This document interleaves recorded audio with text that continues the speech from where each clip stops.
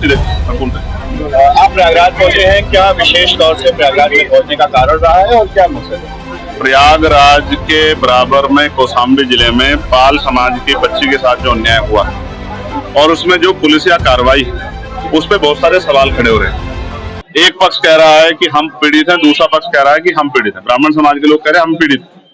अब ये पता जाके लगेगा मौके पे कि कौन पीड़ित है। इसलिए मैं उन परिवार से मिलने के लिए पाल समाज के आया था, लेकिन पुलिस ने मुझे यहाँ रोक लिया और मुझसे कहा कि अभी लॉ एंड ऑर्डर की सिचुएशन अच्छी नहीं है, आप कुछ देर इंतजार कर लें, उसके बाद हम आपको जाने की इजाजत दे देंगे। मैं यहाँ इंतजार कर रहा हूँ पिछले 2.5 घंटे से, लगभग अब 2.5 घंटे होने को आए। मैं यहाँ इंतजार कर रहा हूँ कि मुझे वहां जाने की इजाजत मिले और मैं उस परिवारों की आवाज को उठा पाऊँ, मैं जान पाऊँ सत्य क्या है। इसी तरह करछना में जो अन्याय हुआ कि एक शेड्यूल कास्ट के व्यक्ति को जला के मार दिया, उस परिवार को न्याय मिले, उस परिवार के साथ जो डर भय का माहौल खत्म हो, उसके लिए मैं यहाँ हूँ। लेकिन अभी तक पुलिस ने कोई ठोस जवाब दिया। मैं कुछ देर और इंतजार करूंगा। अगर पुलिस ने जो वादा किया है कि हम आपको जाने देंगे या परिवार से मिलाएंगे, अगर पुलिस पे खरी उतरती तो फिर मैं पूछ करूंगा, कौशाम्बी भी जाऊंगा और करछना थाने वाले परिवार से जाकर उनसे मिलूंगा, उनकी न्याय की लड़ाई को मजबूत करूंगा। आप धरने पे भी बैठे हैं, क्या कारण है? मैं इसीलिए बैठा हूं कि क्या उत्तर प्रदेश में कानून व्यवस्था इतनी कमजोर हो गई है कि एक सांसद अपने परिवार से नहीं मिल सकता है? क्या हो गया उत्तर प्रदेश में? हम इलाहाबाद में, जहां पूरे उत्तर प्रदेश के लोग आते न्याय मांग रहे हैं, हम तो लंबे समय से मेरठ में हाईकोर्ट की बेंच की मांग को भी उठा रहे हैं, लेकिन इलाहाबाद में इसलिए मुझे तो रोका गया। अपराधियों क्यों रोका गया? 500-700 पुलिस लगा के क्यों रोकना चाहते हो?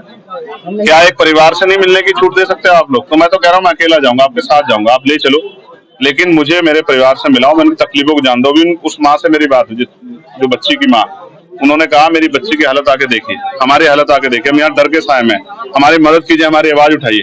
तो पुलिस मुझे क्यों रोक रही है? क्या पुलिस किसी को छिपाना चाहती है? क्या पुलिस दबाव में काम कर रही है? मैं तो मानता हूँ पुलिस कभी दब नहीं सकती, लेकिन इस बात को जानना पड़ेगा कि सब क्या हो रहा है।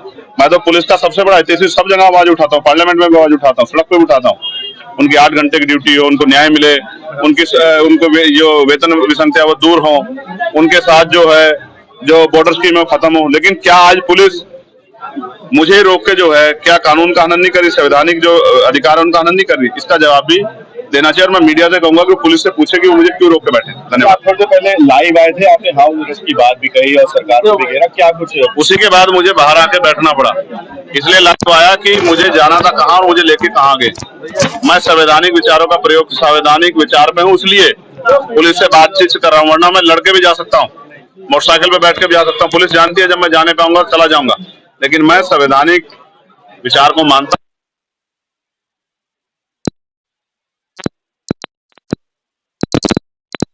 तो फिर अभी तो इलाहाबाद में आप संघर्ष देख रहे हैं, फिर आप लखनऊ में देखना विधानसभा का घेराव होगा, मुख्यमंत्री आवास का घेराव होगा, इतने बड़े पैमाने पे होगा कि पूरे प्रदेश से ट्रेन में लोग आएंगे और लखनऊ का चक्का चक्का जाम कर। अच्छा, इटावा में हाल ही में एक घटना हुई जिसके बाद सुर्खियां तेज होगी, राजनीति जातिवाद पे आ गई, किस तरह से इसको देख रहे हैं? क्या इटावा में आप उस घटना की बात कर रहे हैं जहाँ एक यादव समाज के कथावाचक की चोटी काटी गई, उसको मूत्र जो है उससे नहलाया गया, उसी की बात कर रहे हैं क्या?